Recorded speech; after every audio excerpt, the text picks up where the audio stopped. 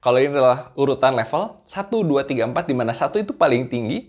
Tapi kalau misalnya kamu ngomongin tentang bangunan, 4, 3, 2, 1. Bahkan ada ground-nya.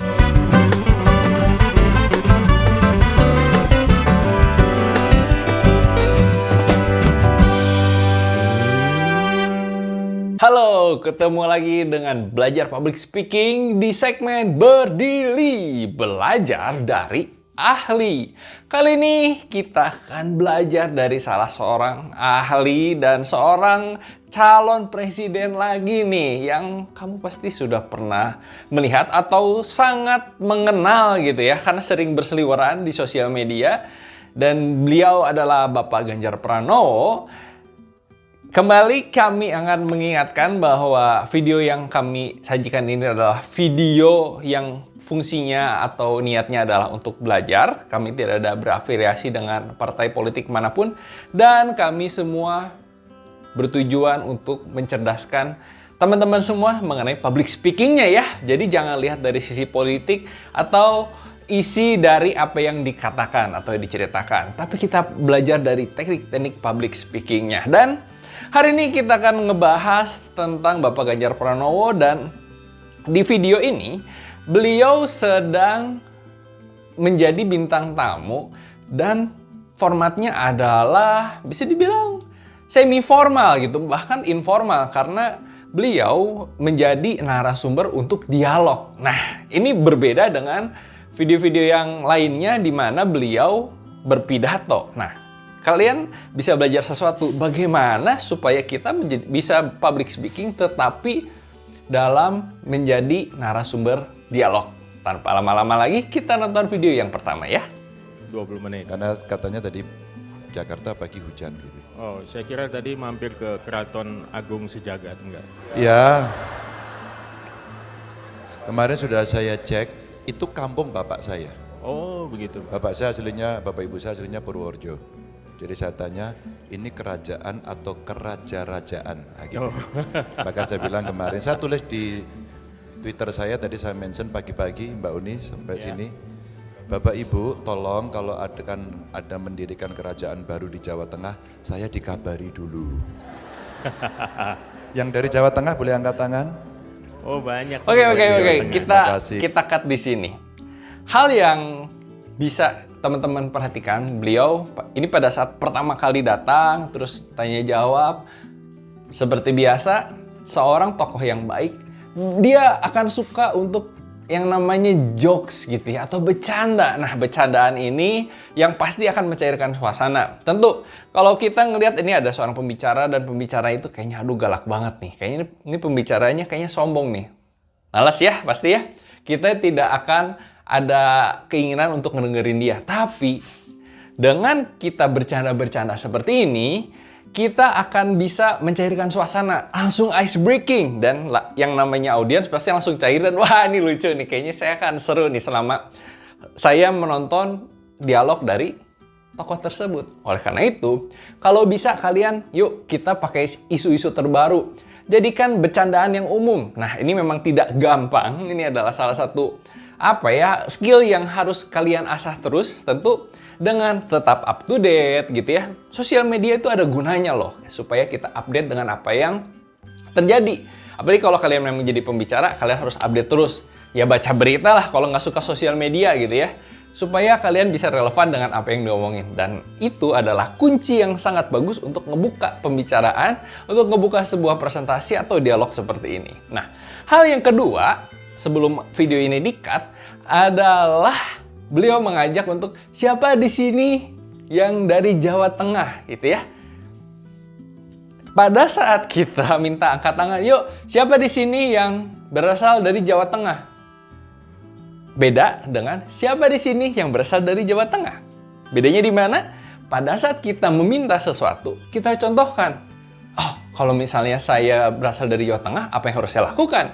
Angkat tangan gitu ya, karena sudah dicontohkan oleh beliau. Oke, kalau kamu yang dari Jawa Tengah, angkat tangan ya.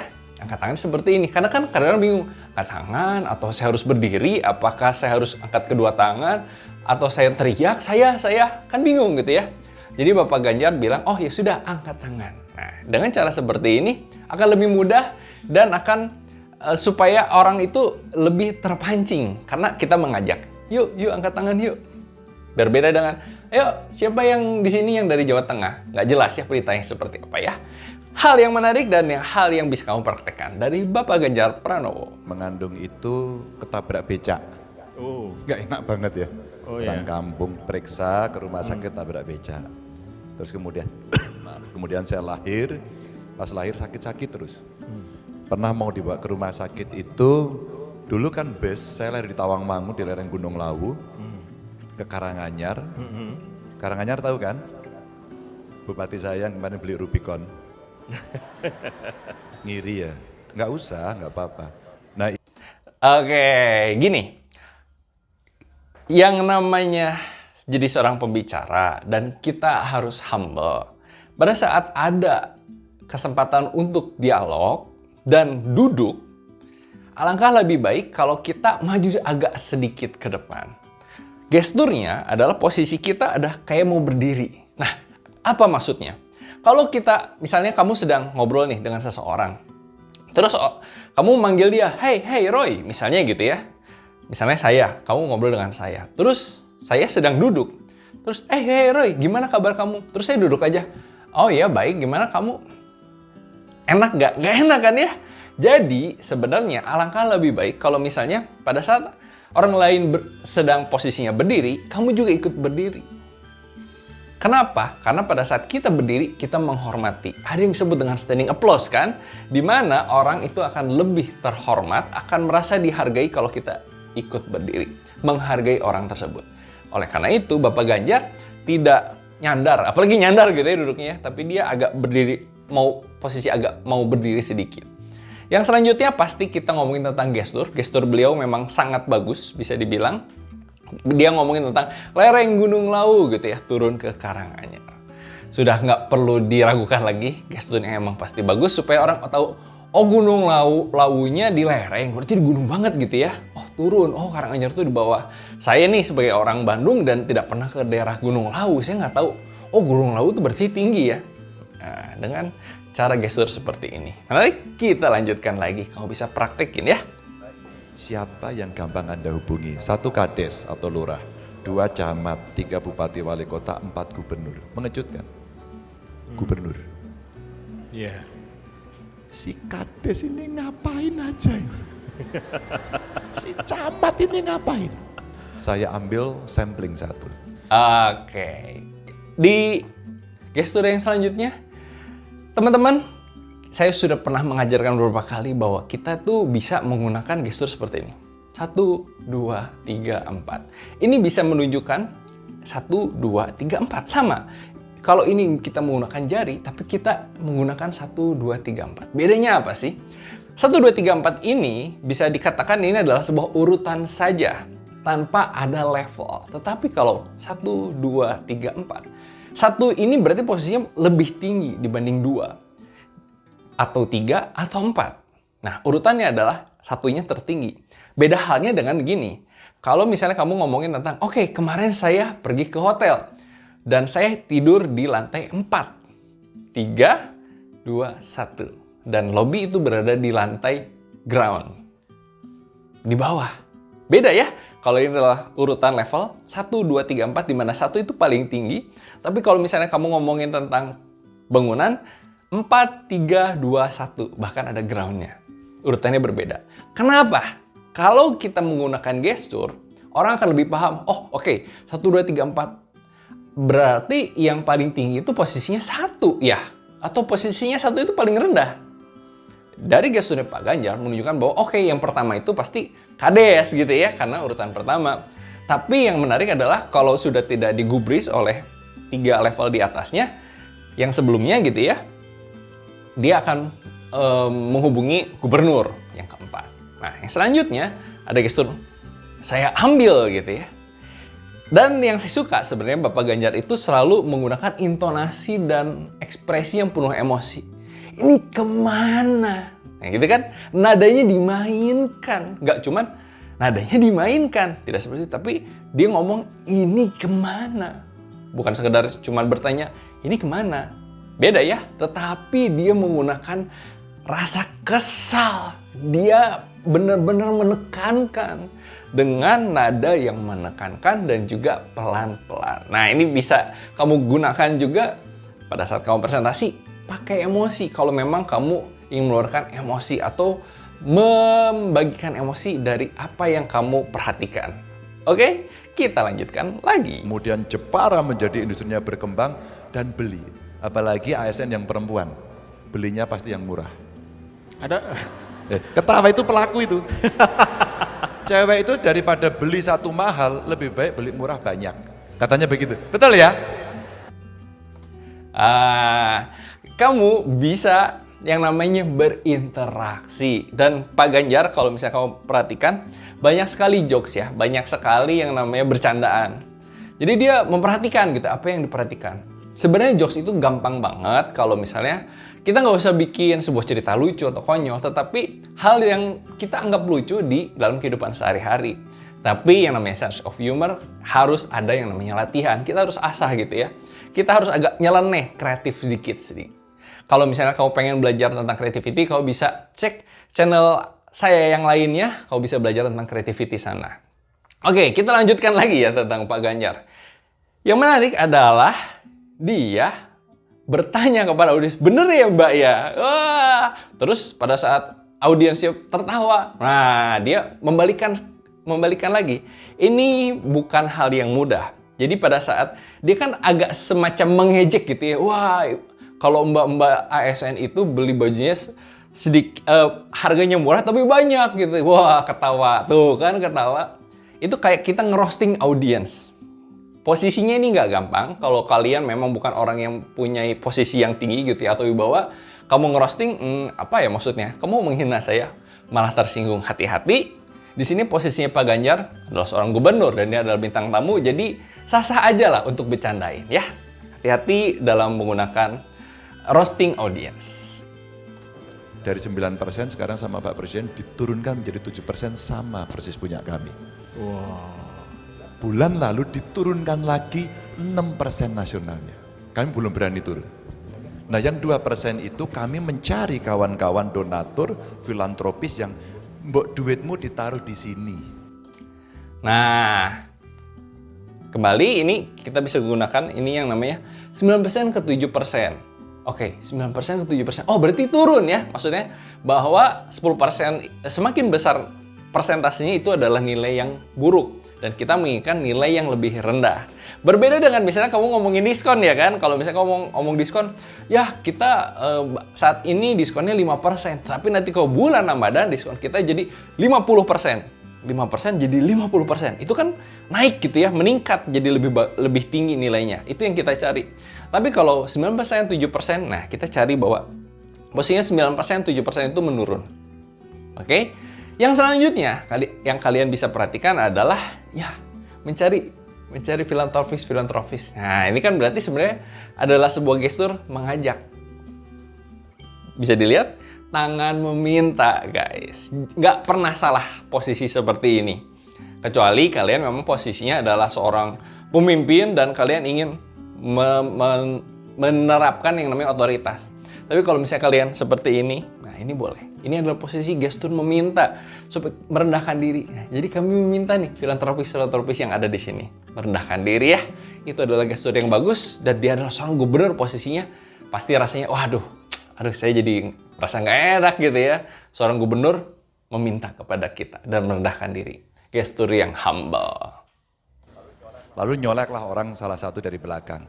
Pak, saya sekolah di Belanda Pak, PhD saya soal sampah. Pas ini saya lagi buat kongres sampah. Kamu bisa apa sekarang? Baik Pak, saya selesaikan. Langsung saya tugasin. Bosmu mana? Ini anak buahmu. Dia harus mengerjakan follow up dari kongres sampah ini sampai pada kebijakan publik. Hari ini dia bekerja. Nah, pada saat kita menceritakan sebuah situasi, kita menceritakan tentang sebuah cerita. Alangkah lebih baik kalau kita memberikan atau memasukkan yang namanya dialog. Ingat, yang namanya dialog adalah di itu artinya dua ya. Gak cuman satu, kalau satu itu adalah monolog. Maksudnya apa? Pada saat Pak Ganjar itu cerita tentang, pada saat dia kongres sampah dan tiba-tiba ada seseorang yang menyolek dia gitu ya. Pak, aku PhD-nya tentang sampah. Nah, terus dia ngomong, loh kamu sampah? Kamu ngurusin tentang sampah? Oh iya, nanti coba kamu koordinasi dengan bosmu. Macam ada interaksi. Supaya apa? Supaya lebih hidup. Kalau misalnya kamu cuma cerita, oh jadi waktu itu ada seseorang yang menyolek saya, terus dia ingin menceritakan bahwa dia adalah seorang PhD sampah, ya sudah, akhirnya ya kita mengajak dia untuk bekerja sama dan dia bekerja sama untuk ngurusin sampah kita gitu ya. Membosankan ya, tapi bisa cerita, oh dengan ada tentu dari Pak Ganjar yang punya ciri khas sendiri bahwa ya Pak, saya PhD-nya sampah. Oh, masa? Nah, itu kan ada ekspresi kaget. Wah, menarik. Ada antusiasme.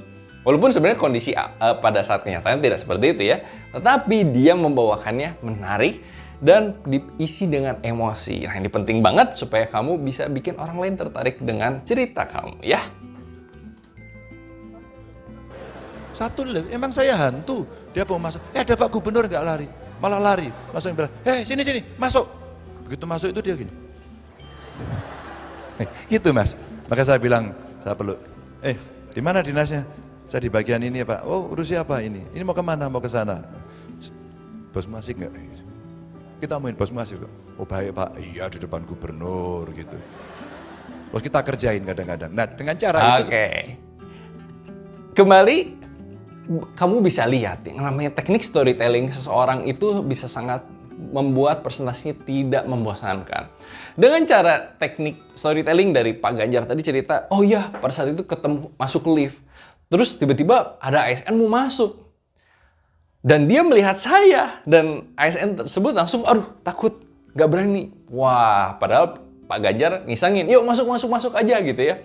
Pas di dalam posisinya seperti ini. Jadi dia mencontohkan supaya orang paham, oh berarti ASN itu takut atau malu gitu ya dengan Bapak Gubernur gitu. Karena kan posisinya di bawahnya atau bawahannya.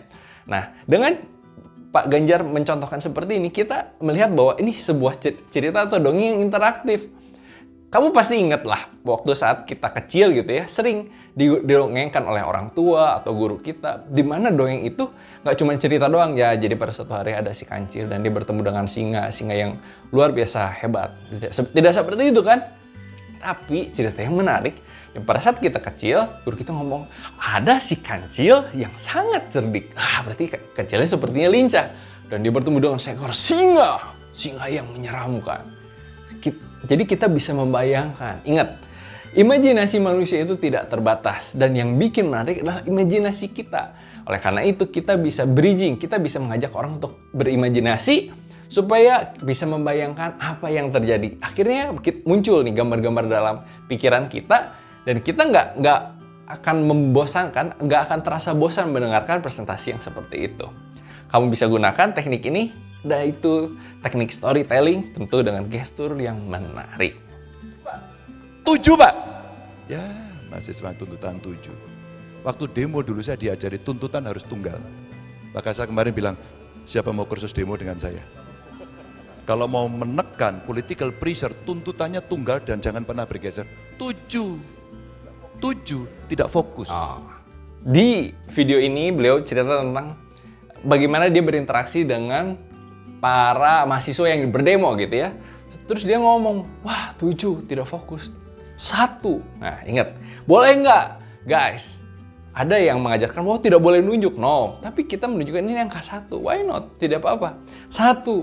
Tapi setelah ngomong 1, turun lagi. 1 aja harus fokus. Fokus kembali. Ini adalah gestur yang sangat bagus. Kalian bisa gunakan. Harus fokus. 1 yang fokus. Itu kalau misalnya kalian 7 itu tidak fokus. Wah, menarik ya. Jadi kalian bisa menggunakan gestur untuk menekankan sesuatu. Dan tentu dia masukin jokes lagi. Kan biasanya kita tahu lah, pola pikirnya seperti ini. Yang namanya ASN gitu ya, atau misalnya yang namanya pimpinan daerah, males gitu ya. Di demo mulu. Tetapi Pak Ganjar membalikan yang namanya perasaan tersebut. Dan dia sama dia disamperin, bahkan mau diajarin. Kan lucu ya. Jadi sebuah komedi gitu ya. Ini sedikit ilmu saja, salah satu komedi yang bikin kita lucu adalah sesuatu yang tidak sesuai dengan apa yang seharusnya gitu ya. Kan seharusnya yang namanya kepala daerah itu malas kalau di demo, tapi Pak Ganjar itu ngedatengin, ayo sini, aku ajarin. Lah, kan ketawa gitu ya. Orang, lo kok aneh. Kenapa? Kita menertawakan hal yang aneh, sesuatu yang kayaknya tidak wajar. Dan itu yang bikin presentasinya menarik. Mas saya di situ. Maka kawan-kawan mahasiswa tidak sedang mempersiapkan demo dengan baik. Maka setelah itu saya colek beberapa orang. Besok lagi kalau mau demo jangan kayak gitu, begini. Saya ajari demonya. Maka pada saat kemarin kemudian peringatan Hari Anti Korupsi, siswa-siswa pelajar saya gerakkan. Sebenarnya dia mengulang jokes yang sama. Hati-hati, kita pada saat mengulang jokes, kau bisa perhatikan jokes yang pertama dengan jokes yang kedua atau bercandaan yang kedua, ketawanya berkurang. Hati-hati, jangan suka menggunakan jokes yang sama berulang-ulang karena itu semakin lama semakin membosankan. Tetapi ada hal yang menarik dari potongan klip ini adalah beliau menggunakan nada yang berbeda. Jadi pada saat dia cerita storytelling dia menggunakan volume levelnya segini. Tetapi pada saat dia menekankan tentang sesuatu yang penting, dia bisa menggunakan bukan do lagi atau re atau mi, dia menggunakan sol atau la atau si atau do gitu ya. Nada yang lebih tinggi. Ini adalah sebuah penekanan. Wah, ini bisa kalian gunakan, tentu harus dengan power yang luar biasa. Ya minimal kalau misalnya kalian menggunakan mikrofon, lebih dekat mikrofonnya gitu ya, supaya orang lebih mendengarkan dan ini adalah sebuah penekanan penting yang harus didengarkan. Oke? Kita akan lanjutkan video yang lain dan sama. Video yang lain ini adalah cuplikan dari beliau sedang menjadi seorang narasumber dialog gitu ya bersama Bapak Sandiaga Uno. Dan ini adalah sebuah interaksi. Kalau yang sebelumnya adalah Bapak Ganjar Pranowo ini menjadi bintang tamu tunggal, dialog gitu ya, ada moderatornya. Nah kalau yang kedua, ini berinteraksi langsung Bapak Ganjar Pranowo dengan masyarakat. Jadi lebih cair, bisa dibilang menurut saya sih non formal ya. Kita saksikan aja ya. Anda semua punya bakat bertanya, tapi dipendung terus. Nah coba sekarang bakatnya dibuat. Lalu bagaimana pertanyaannya? Kamu bisa perhatikan, jadi posisinya seharusnya Bapak Ganjar Pranowo itu posisinya duduk ya. Pada saat ada orang yang bertanya, penanyanya posisinya apa? Berdiri kan. Alangkah lebih sopan, ada kesempatan untuk berdiri. Kalau kamu perhatikan di video yang sebelumnya juga, pada saat Bapak Ganjar Pranowo sudah di beberapa pertanyaan dan pertanyaannya itu bukan dari sang moderator gitu ya, karena moderator posisinya duduk. Ya sudah, kita menghargai moderator saja, kita berinteraksi duduk. Tetapi pada saat audiens yang bertanya, dan audiens itu kan pasti berdiri, Bapak Ganjar ikut berdiri langsung, oke? Jadi, alangkah lebih baik kalau misalnya kita berinteraksi dengan penonton posisinya berdiri. Dan kamu bisa lihat ada gestur yang menarik yaitu, tentang bakat yang terpendam. Dan kalian harus keluarkan atau bangkit. Nah, lucu ya, menarik ya. Terpendam dan bangkit. Nah ini bisa kalian gunakan juga untuk ngomong tentang sesuatu yang tersembunyi dan dibuka, tertutup dan terlihat gitu ya. Kalian bisa gunakan supaya lebih interaktif, supaya lebih menarik. Kita lanjutkan. Yang ini? Iya. Bapak Ibu, saya minta feedback. Kalau dari produk ini menurut Anda kurang bagusnya apa? Ngacung? Sama yang stand and coach, Kosek. Pak. Ayo, kurang bagusnya apa? Kritik, review. Ini kurang bagusnya apa? Bagus yang ini atau satunya apa Mbak tadi? Mika tapi Pada saat kita mempraktekkan atau menjelaskan sesuatu, alangkah lebih baik kalau kita membawa barangnya gitu ya. Jangan sampai kalian membawa sesuatu yang ya kembali lagi kalau emang bisa dibawa. Atau bentuknya video. Itu sangat powerful sekali seperti Bapak Ganjar tadi membawa contoh rempeyek gitu ya. Jadi cerita tentang rempeyek. Dia memberi contoh yang paling relevan. Gak usah jauh-jauh, ini adalah ilmu yang susah, yang kalian harus praktekkan supaya, ini pertanyaannya ini kita bisa menggunakan contoh yang ada, yang paling relevan. Contoh yang ada sampelnya gitu kan. Kalau kamu perhatikan, di sana ada sampel dan langsung Pak Ganjar menggunakan sampel tersebut supaya orang mengerti. Kalian harus gunakan teknik ini, jadi membawa sampel, membawa contoh produk, supaya orang lebih paham dan ngerti, apa sih Kalau misalnya kalian cuman ngawang-ngawang gitu ya, pasti orang juga akan bingung. Karena imajinasi orang itu terbatas. Tetapi kalau membawa barangnya, itu udah nggak mungkin kita berbeda persepsi. Kamu bisa gunakan ini supaya lebih menarik. Kemampuan. Jadi kalau kita bicara produk knowledge, ini pengetahuan produknya ini, ibu ini tahu. Ini hanya butuh minyak goreng, beli dikit, bumbunya bekas, terus kemudian ya tadi itu kurang. Nah, kalau teman-teman perhatikan, pada saat kita menjadi seorang pembicara, menjadi narasumber, alangkah lebih baik kita itu ikut interaksi juga gitu ya. Jangan, oh ya memang saya di sini narasumber posisinya, tapi kayaknya saya paling pinter. Ya kayaknya orang lain harus dengerin saya. Tidak seperti itu. Karena sebenarnya kita juga bisa minta interaksi. Kan hal-hal kayak pendapat kan boleh. Kita nanya kepada audiens juga. Itu tidak akan menurunkan kredibilitas kita. Nggak mungkin misalnya, wah Bapak Ganjar Pranowo ingin mengkritik produk, tapi harus nanya ke audiens. No. Tetapi dengan cara kita nanya ke audiens, itu menunjukkan bahwa kita humble guys ya. Menunjukkan bahwa kita juga menghargai pendapat orang lain. Dan itu adalah hal yang sangat penting terutama bagi seorang pemimpin. Jadi dia bertanya kepada audiens, yuk di sini angkat tangan. Dan dia sudah angkat tangan duluan sambil memegang barang. Pasti nggak bisa gini dong, yuk angkat tangan. Ya nggak bisa, karena kan sedang membawa barang dan satu sedang membawa mikrofon. Jadi dia menunjukkan seperti, yuk tolong di sini untuk angkat tangan. Kritik dong, kritik. Nah itu bagus ya, minta kritik. Kamu bisa belajar banyak tentang teknik-teknik public speaking. Tentu kita harus belajar dari orang-orang yang cerdas, orang-orang yang memang sudah terbukti. Mereka adalah para orator-orator yang pintar, seperti Bapak Ganjar Pranowo gitu ya, yang hebat public speaking-nya. Kamu bisa pelajari lebih banyak lagi di belajar public speaking ini. Kamu juga bisa kasih komentar. Kira-kira apa yang terlewat dari saya ya, gitu ya. Karena ini saya melihatnya live tentu. Saya langsung menilai seperti apa, dan pasti ada hal yang lupa atau yang kelewat. Apa hal yang positif atau hal yang menurut kamu bisa dipelajari dan kamu bisa sampaikan di kolom komentar ya. Nanti coba kita diskusi apa yang menurut kamu bagus. Kalau kamu pengen belajar lebih banyak, kamu bisa subscribe dan berikan komentar tentang improvement apa yang harus kami lakukan. Sampai ketemu di video selanjutnya dan terus belajar public speaking dan belajar dari para ahli dari Berdili. Belajar dari ahli. Sampai ketemu di video selanjutnya.